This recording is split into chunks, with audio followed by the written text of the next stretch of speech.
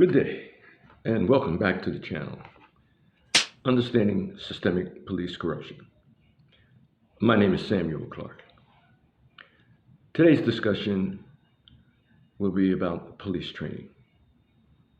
Not so much of what training that police officers get, but more what training that they don't get and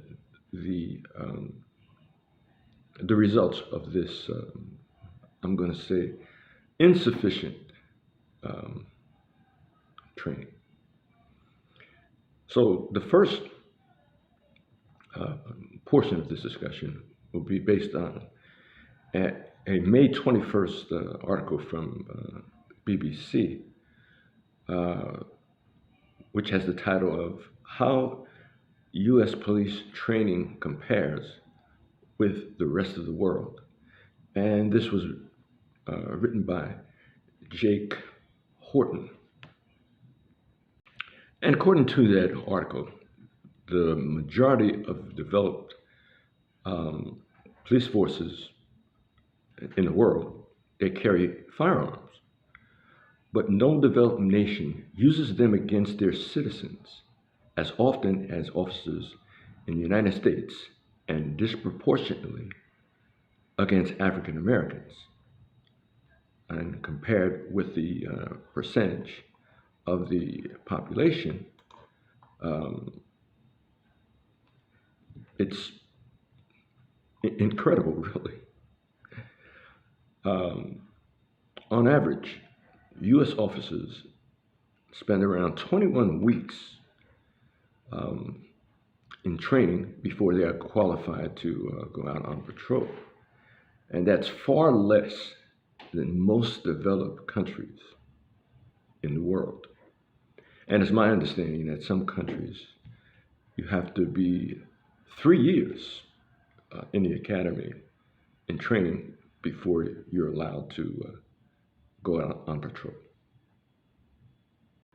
According to a 2013 United States Bureau of Justice Statistics report, United States Police academies spend far more time on firearms training than on de-escalating a situation. And that's like 71 hours of firearms training versus 24 hours of de-escalation on average. So certainly more time should be spent on the de-escalation. Not to say that it should be zero time on firearms, but certainly at least equal to that. In the United States, the escalation of force is at the discretion of the officer, whereas in other countries, such as Norway and Finland, there are more rigorous rules as to what is considered justified use of force. The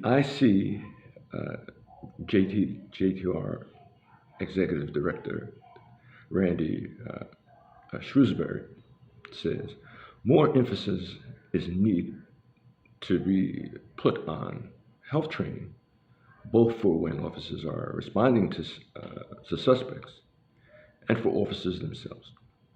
Police officers are up to 5 times more likely to kill themselves than to be killed by homicide. We'd like to see a greater emphasis on police officer mental health training. Currently, there are only a few hours of training, if any, on self-care. I was one supervisor along with another sergeant, colleague of mine, that was intimately involved in suicide prevention and other programs that would aid officers to help them to be better human beings, better officers, better parents, etc.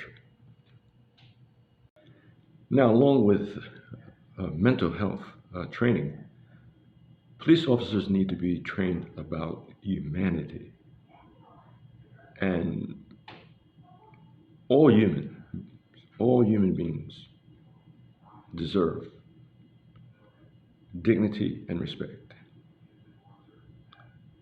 Human beings are special. And no matter what, that's the bare minimum that they deserve. And should be a lot of training in reference to that. There also is a grave need to rectify the difference in the so-called academy training and the so-called street training, because the academy trainer, teachers and instructors say don't listen to what they say when you're on the street. This is the best method that we're teaching you here. When you're out on the street, the supervisors and other officers say, forget about what you learned in the academy. This is the real world, you're on the street. That doesn't make sense.